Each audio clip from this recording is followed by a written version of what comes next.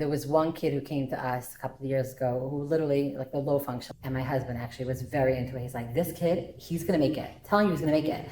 He's adorable, smart, and he's doing so well. I promise you, no one who ever looked at this kid would have ever thought he'd make it to the mainstream system. You're our success story. You are. Hi, I'm Julie, And I'm Razy. Thanks so much for joining us. Welcome to Money and Meaning, where we talk about success that matters.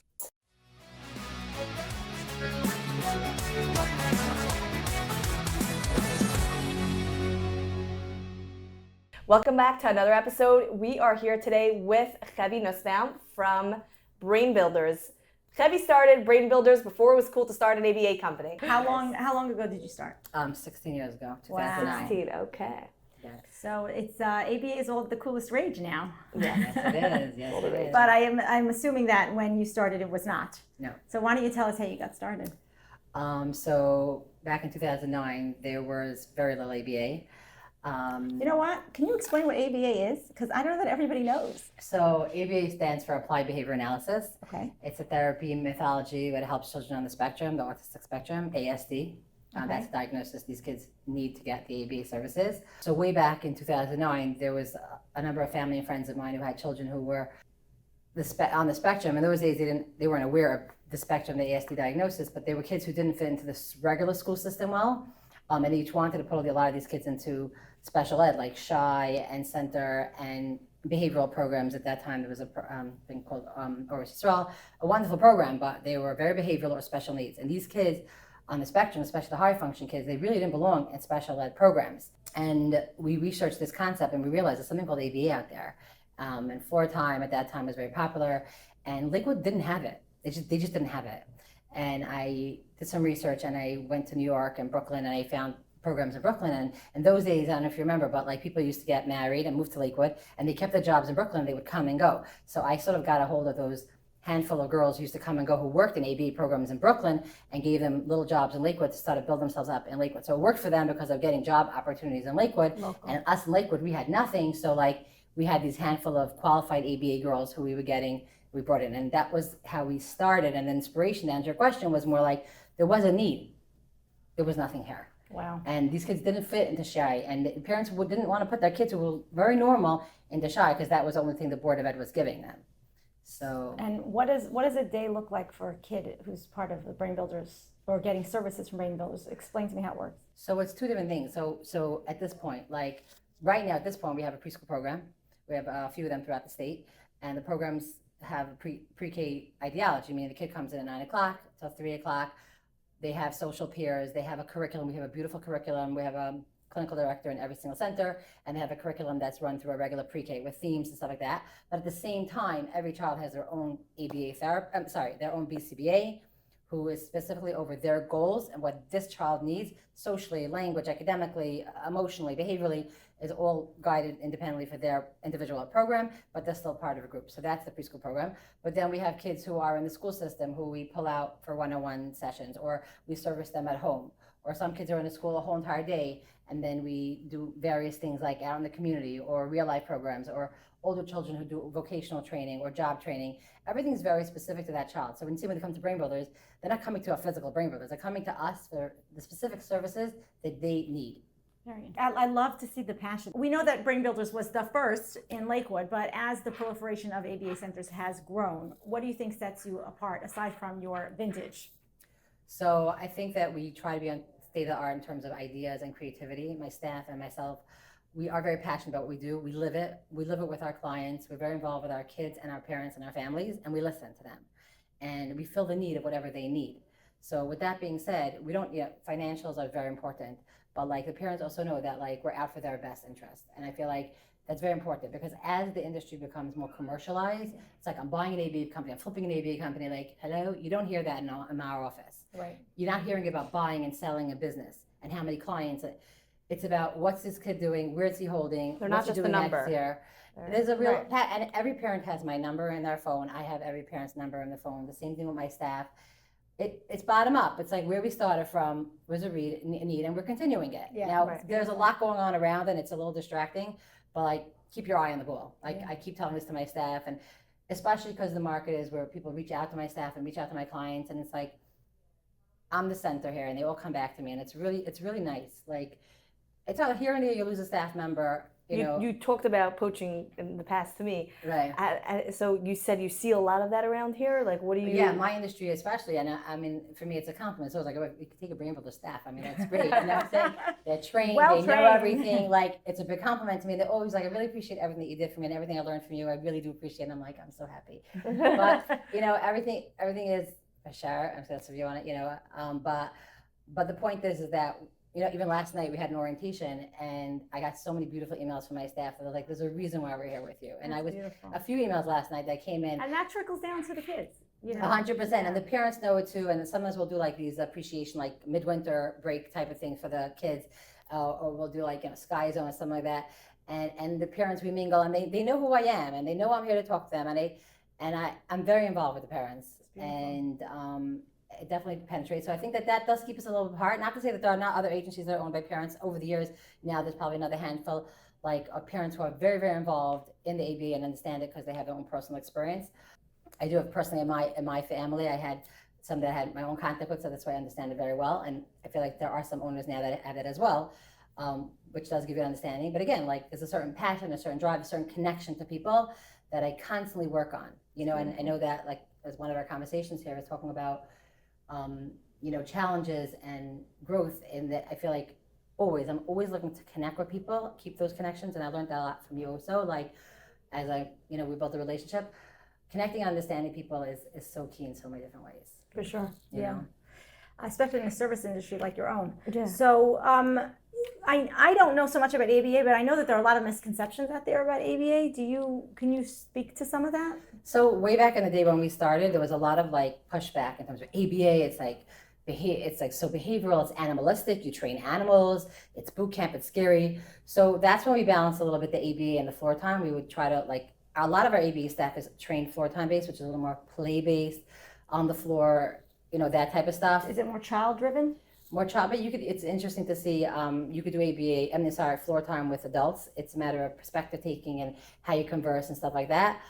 And over the years, because all of a sudden ABA became covered by insurance and it was a way to get services, all of a sudden that bad connotation it had went away. So like that battle that we had in the beginning of like, oh my God, you're doing ABA, like that sort of went away, because now it's like any school or anyone who needs help with anything, get a diagnosis and get ABA. So like a little bit, you know, that ABA like went away, even though now I think that floor time is starting to get covered a little bit. So floor time is coming back in as well. But it's really, as I'm telling you before, like every ABA program in our place I can speak for is customized for the child. Like some kids need a little bit more of a behavioral approach. Some kids need a little bit more playful approach. The anxiety plays into it. The attention plays back into it. The demographics or the kind of home that they come from plays a factor. So that's where I pride ourselves in terms of like customizing everybody's ABA program for what they need. So you talked about a lot about your culture, which I think that me and you have in common. That's very important. What do you do to kind of keep your team and keep people happy and people are so loyal to you? And my team as in my employees? Yes. Yeah. So I have a nice office, and I try to really be there a lot. You know, I'm there like Araviantiv, like Friday, like I'm there a lot.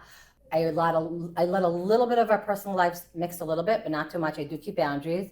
I'm very understanding when it comes to personal things. Let's say I need to take off for a kid's play at school, or my husband's having a hard time right now. I look away at a lot of personal stuff if they are committed employees. Like if they're people who are doing their job, it's like I always say, like, I do for you, you do for me. It's a mutual relationship. And those employees who I've had for a number of years, there's an understanding. And it works. And I did find recently I had one or two people who came in who didn't get it as much. Like first, like show me what you could do, be part of our team, and I have a lot to offer you. And if you didn't get that, then you're usually gone within a month or two. But thank God, like most of my staff is there for a while. And, you know, I do, I'm gonna say gifting is the answer because I don't think that's everything, but I do give gifts over holidays. I do lunch in a normal ways. I don't go sky's the limit with lunch. I try to keep a very normal balance in what I give to my employees. On a physical level, then there's also the emotional level, and then there's just that team effort of like, we're all in this together. Beautiful. Yeah, it's very nice.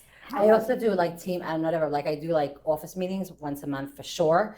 And part of the office meetings is just that everyone like to sort of like unwind together, share a little bit on the business level, like if they have anything, concerns or ideas they want to share. And also on a personal level, like let's say before the holidays, something just sharing ideas and doing that type of thing. Like we're a team, so it keeps it together. It's so important. I find that, you know, your employees, your team is like your most important asset because they're representing you every day. They're speaking to clients, to vendors, to your customers. And to do those check-ins with them and those meetings, people don't realize, like they get so busy with the business that they forget to do that. So I sometimes have employees that sitting at the desk. I'm like, hey guys, it's meeting time, and they're like finishing up their work, and I'm like, this is your time. Take, you know, finish up what you're doing, and let's enjoy our time together. Beautiful. You know, Right. so it's nice. How many locations do you have? In right now we have 4 locations. And how have you found that? Like because even like you're saying, I'm in the office like as much as I can, but that's one office. How do you manage a different location? So I have a regional manager, and right now he goes down to every center once a week, and he manages, you know, what's going on the technical level, and we have a clinical supervisor in every place as well. So every center has a clinical supervisor and the regional director comes down. I do go visit, and they love when I come, and I always have to bring something. It's either like donuts or It's like when you your know, mom Lakewood comes food back is to great, the- like bagel mash, rosemary, like they love the presentation that we have here. I want to go next week. I'm going to bring them more like new long sleeve T-shirts with the logo and merch. Like you know, for that I'm going to bring them now for the beginning of the school year, and then for the holidays I'm going to bring them like a really cool zip up. And I'm always being creative, like. And coming in with, I never come empty-handed. So, but they love when I come because like I'm like the mommy of the whole company. Right. So like when I walk in, it's like, oh, Chevy's here, and they get really excited. And I keep rapport with them. Like last night I said the orientation, like everybody was there mingling. I love to keep things live and in person. I'm jumping a little bit, but you know, workshops is very important in my industry because everyone has to be educated. Right. So before COVID, we used to have workshops 2-3 times a year. Everyone would come together, and after COVID, like no one wants to leave their house. So like last year, January, I was brought in this excellent speaker, and I wanted to have this whole thing in Eagle Ridge, like a beautiful affair. And I got so much pushback, like nobody wants to go out. Can we just do this on Zoom, everything being Zoom? I'm like, can we get together? Can we like mingle? So I'm still very much into it. So you didn't have the event? We did. We had the and event. how was Thank it? God we had 100 people, Wow. but it took a lot of phone calls, and actually Shy sent us a lot of people, and a few of them, we got like a number of, we ended up getting like a bulk from certain schools, which was nice. So we got a lot of people to come, and that was open to the community. It wasn't just for my business, but that's why I feel like we're losing that like personal touch with everything across the board. And I don't know, I'm old school. I'm still pushing. Guys, I'm get the out same there. way. I'm I not hate- watching a workshop on Zoom the same way you're watching Julie's it. Julie Zoom. makes me come in to record the podcast every time. I She said, doesn't let me we do it said on we're having a Zoom. podcast. I said we're doing it in person. So Can't I think compare. that keeping things in person is very important in terms of everything that we do, whether it's the kids, ourselves, moving forward, you know, just Yeah, or business, sales, being Yeah, belly to for belly, sure. as they call it. Yes. Or over here, elbow to elbow. You know, I know that there are challenges at every stage in the business, but were there any like challenges that like stand out to you in the early stages that like, you know, you could have folded or you were feeling really unsure about the future about the business that you've kind of persevered and got through? in the beginning, I mean, saying like it was new. I never ran a business. I worked for other people. It was a learning experience for me. I'm always learning. I'm always learning. There's nothing that stands out that was challenging. Then I think now it's more challenging because like so many people, like because I was running a business that just like flowed, and all of a sudden there's now so much around me. I'm compelled to like keep on top of things much more, make sure I have my finger on the pulse. Thank God, no, like really, like I'm saying, there's challenges like every business, like, you know, making sure that people put in their timesheets correct, and like people are getting what they want. For me, the biggest challenge is that I'm forever emotionally drained by people. Like I need to make parents are happy. I need to make sure therapists are happy. I have to make sure my office staff is happy, and I have to make sure the kids, everything is around people. And I have a family. When Wow, you've that's a lot. mentioned when we've been together talking about like insurance things that you had to fight for, getting coverage for the like. Can you speak to those kinds of experiences where you kind of fought for the community to get coverage for these services? That is true. I guess so. In the past, everything that we did was new. Like from the coding in the beginning, setting up our biller, like we taught our biller everything. Like they knew nothing. And my husband went down to Trenton when they passed the law in the first place. And like everything that we did, every program we did was new. Like I remember we did social skills groups, and all of a sudden, like that's what came so hot. I was never doing social skills groups. So now we do teen meet groups. Like now, like everything new is hard. So like I guess like in the beginning, that's what to me it was like opening a business. Like it was new, and step by step, I had to learn new things, discover things, research things. It wasn't as easy as it is now. with ChatGPT. I Right. put in the other day, how do I open up an ABA company just for the fun of it? And it was just so funny. And my husband looks at it, he's like, he doesn't know what he's talking about ChatGPT because, and it was funny. They 'cause, should like, ask your husband. He knows. Right, but it was just like, it's much easier today in a sense. Yeah. But you still have to think about things on your own and really calculate if things could work or not I'm work. pretty sure that's what the last guy did to open up AB company. Is I'm like, sure. I'm sure. How do you find working with your spouse?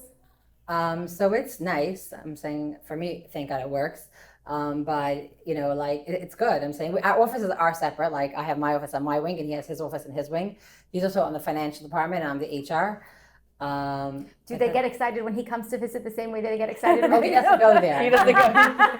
He doesn't go there. He stays in his bubble. No. No, he doesn't Mommy go. wins. No. I go there, and the clinical supervisors go down there, and like I said, the regional goes down. Right. Okay. So, I mean, I think it's implicit, but we like to talk about how businesses can impact the community around them. So, it feels like you opened this for the community aside from the people in your little circle. But can you talk about specific ways that building Brain Builders has impacted your community? I definitely feel it has. I don't know if it was me alone or like it just happened, but like I said, there was no ABA. And not just that, the district was not giving like the ABA services, and sort of we like really pushed the people in this community, and it was very, people were not happy with me. There were a lot of people in the community who were not happy with me for opening my mouth. And we had to advocate for this profile of those kids who are not special needs. They're not, behavioral. They need to be in mainstreams with support. These high functioning autistic children who get the ABA services now, we had to fight for it. And then over the years, people realized that we were right. And then the insurance started covering it, so people started making money on it. So things started opening, whether the district opened program, there were district programs that were open after we started advocating. And in the community as a whole, so many more kids are benefiting for the services. You can't compare. You take a kid who's, let's say now 24, 25, 26, who didn't get the services since the whole concept of baby came out 16, 17 years ago. They're a different kid. These kids had such a better opportunity in life than those kids who missed this opportunity of ABA. And I run parent support group meetings, not through my business, just regular support group meetings randomly, different ages. That is really amazing. And you'll see the difference of the 29-year-old boys and girls to the 14, 15-year-olds, because when they get older in teenage years, when you see the success or not success of the work that was done when they were younger, there's only a certain amount that you could help these kids after a certain age. So you just see it. And the fact that so much ABA was churned and was developed and created and made comfortable is a huge thing. There was also like a huge taboo, like people wouldn't be open to saying that their kid needed ABA. Like now no one cares, but it used to be like, are they gonna get married if anyone knows, or my neighbor shouldn't know, and all that shouldn't know. Today, like so many people are getting it that like it's not so hindering anymore. It's like considered like speech therapy. Yeah, it's like, It's like you have a list the- of gifting for the items for the holidays. Okay, the therapist 1, therapist 2, this is great. And it sounds like there's really I guess spectrum is the word, of outcomes for these children in terms of 100%. what happens to them in adulthood. 100%. So, Hashem creates everybody the way that He does, and I know in my head there's 2 kids I know came to our program when they were 2, 3 years old, okay, and one of them is totally in the mainstream, like doing amazing, and the other one went more to Sinai, which is a beautiful program. It's a more special needs program, and they got the same services and the same type of thing. But at the end of the day, this kid was able to succeed a little bit more than this kid, and they both come from beautiful homes. It wasn't even environmental, but their capabilities were X amount. But you definitely see, like, if they wouldn't have gotten it, like, there's no comparison of what they could have been. Like, Wow. you could tell. Wow. Saying, like, So your impact, you're really not only, you're impacting kids and parents and Families. It's amazing. When you were pushing back then, this was what, 25 years ago? it was so. probably like 18 Okay. years ago. So when you were like pushing to try to get this, approved or something that's become a regular, yes, like the pushback that you were getting, can you like talk a little bit more about that? Like there's so many people that they have this, They have passion projects. They have passion projects, and they're having a hard time. They're getting out there. They're trying to educate the public. And So you're talking about from the state, like in terms of the law, or no, from in the terms of community? just the community. So I feel like it was something that would cost the township money, which is always hard to fight for because you have to figure out the money of it. It was also a very new concept. Also I feel like the community was very comfortable where they were. Like, who are you to decide that we need to change something. Like I was young, you know, and like we have a system running here, like, and I went to a few people like in different school, like in the special ed department and the regular department. I was sort of like asking for help, and it was like who are you? Schools and all that, but like just it was just like the school system right there was just set. Like it wasn't. I'm not talking about like type of people. It wasn't based on Right, type no, of but person. this It is was the same type of thing as in that people are like, oh, it's working the way it is, but it really isn't because there are some kids that are falling through the cracks. It was a new ideology. That it was a new ideology. it's a new thing that you might need to open some schools that are catered to a different. Right, but it's not a from kite type of thing. Meaning it was like say I feel like people make comments about like, oh, my daughter's not getting to school because of this. I'm like, daughter's not gonna. This is nothing to do with religion or whatever. This is about like a need. This kid has a language deficit. This kid has a social deficit. It's not about the way they dress, look, Right. whatever. It's about who they are. So for that, I felt like that I was pushing. It's not my agenda to decide what kind of kids a school should take. It's not, Right. These That's are true. kids who God created them this way. Like it's just Right. this is how they are, and they didn't choose this life. And we as parents and educators need to make space for them. And I want to tell you something. There's some educators in school systems here who are so amazing. Who take now that they learned and they were open to be educated about these kids and understanding, they open up their hands and their doors to some of these kids so beautifully. There's a handful of them. A lot of people give resistance still. They don't want extra kids. And I don't blame them. The schools are very overloaded, but there are some people who are opening their hands so nicely to them, and it's beautiful to see. So that gives me a lot of chizuk because like most don't, but there is a handful of them that do it nicely with a heart. So it's nice. Beautiful. What do you say to the schools that don't want to take people on because they need services? I think that they need to realize, unfortunately, they only realize it when it hits their family. I feel bad saying it, but it hits everyone's family at some point. Either it's not terrible, and you know, but like at some point when somebody's like, really, almost on my nephew, I saw my nephew. He's a little bit, he's really regular, but like sometimes like that's what they're talking about. They're so not. Some people are so like not in touch and didn't see it. Yeah. They don't understand it, but now once it hits them or they see it, then they start understanding it. So the way I don't blame people maybe 18 years ago, they didn't have a good understanding of it, you know, but the world in general is much more open-minded today. Right. So like maybe that's what's coming with it along. So I don't know if it's my credit, but I definitely had to persevere in the beginning. Well, it kind of explains the drive that you had as a parent and as a family member to really build this for the people in your life who needed it. And I'm saying it took a tremendous amount of stamina to build what you built. It did. I won't say that the stamina came from myself. My husband has a lot more stamina than I do. So this is a partnership. Yeah. Share with us a story that gives you chills when you think about us. A success story, something that makes you proud. So there was, like I was telling you, the range of spectrum kids is very broad. You have kids who are very low functioning, kids who have high functioning. There was one kid who came to us a couple of years ago who literally, like the low functioning, you could not get attention for 1 second. He was a kid who you'd look at him, he was going to shy for the rest of his life. And one of my BCBAs and my husband actually was very into it. He's like, this kid, he's going to make it. Telling you he's going to make it.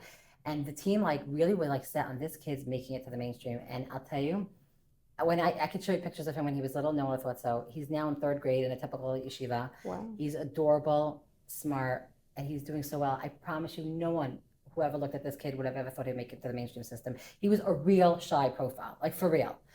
And he's doing amazing. And it's really chilling because you have to have a positive eye and the patience and the time to really make this work. It wouldn't happen by itself. I mean, Hashem wanted it to happen, it'll happen.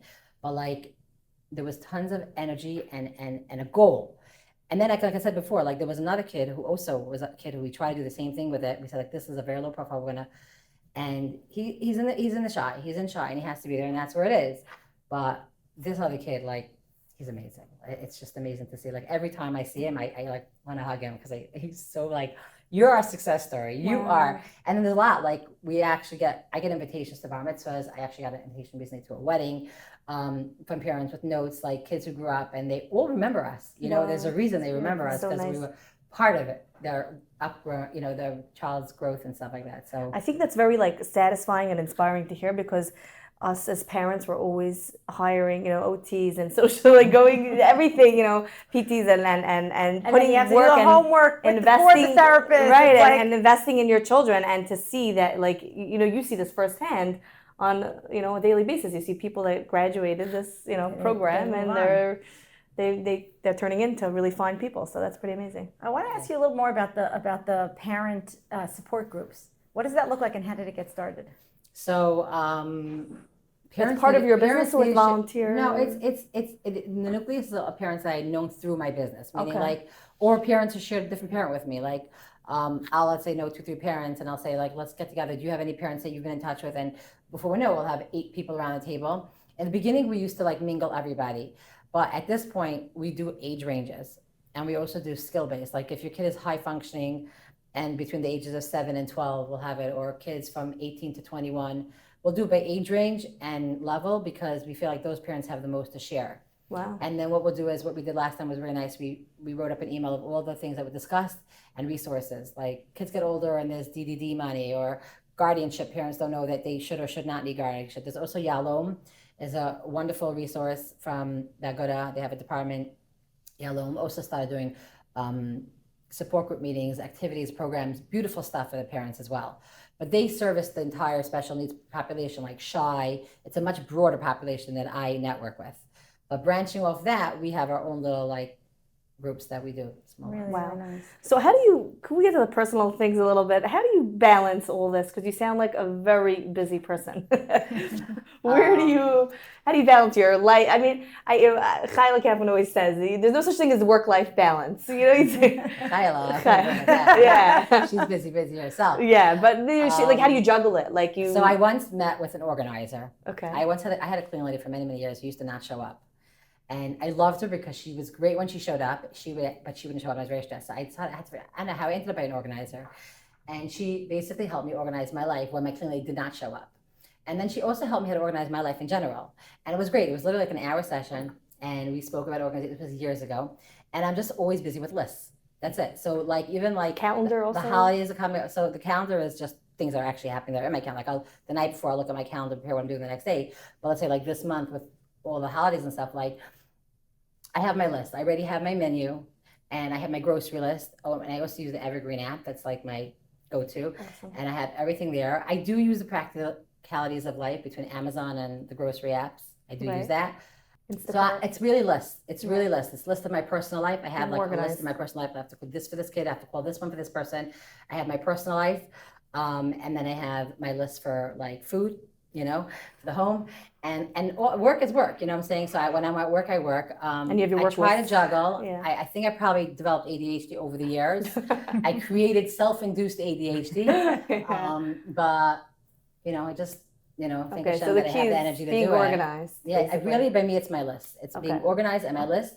And anything that I could do earlier than it has to be done, I do. Like I'll go shopping like when everyone's not here in August. One time, go in and out of the store, get myself 2 or 3 things, and I'm set for the season. Like before everybody else gets there. Or like I have, I already have in my freezer like meats and potato kugel and apple kugel in the freezer for Yontif. Like whether I'll use it or not, like it's there. I know it's there. So you're a big planner. Organization, and you know what? I think that's my thing too. Like keeping a calendar, time blocking. People, how do you have time for masterminds, podcasts? All this stuff. Yeah, I think it's quite a busy woman yourself. No, but it's because I calendar. I'm so careful with my time. Yes. I call it Julie OS, my operating system. My husband makes fun because he does all the grocery shopping. He's like, Julie OS. After he finishes shopping, he's like, Julie OS. I have a friend who actually works at a big company as well, and we talk a lot. And she actually has someone in the Philippines who manages her life. Like she has a Philippine assistant, and she does her grocery list for her, restocks her Walmart orders, gets her kids their briefcases and stuff like that. She has an assistant in the Philippines who does everything for her virtually here. That's awesome. Yeah, I can use one of those. It's amazing. No, it's just amazing. There's a lot of innovation today yes. that you're able to do. So it's beautiful. So as a last question, what's next for Brain Builders? Where do you see, what's the next frontier for you in terms of the innovation that you're constantly doing within the company? So like I told you, for me, it's not like volume and, all that stuff. It's really the content and the depth of what we're doing. So I feel like focusing on employees feeling enriched and appreciated and making sure they're always trained properly is very, very important. Maintaining quality of therapy is very important because the industry is going so commercial and so superficial. I want to make sure that I stand out. The reputation I have is quality, and we want to keep it that way. Beautiful. So that's really, really important to us. The parents should know that. The therapist should know that's our expectation, and the parents should know that when they come to us, they're getting a good therapist, not just someone off Indeed. You know what I'm saying? So That's very important in terms of staffing, and we want to keep our quality up for our parents because that's what we're here to do. It's a lot of hard work, but it's worth it and it pays off. Yeah. Wow. Okay. I am so glad that we had you on this podcast. Yes, this thank is you so for having me. interesting. Yeah. Thank you.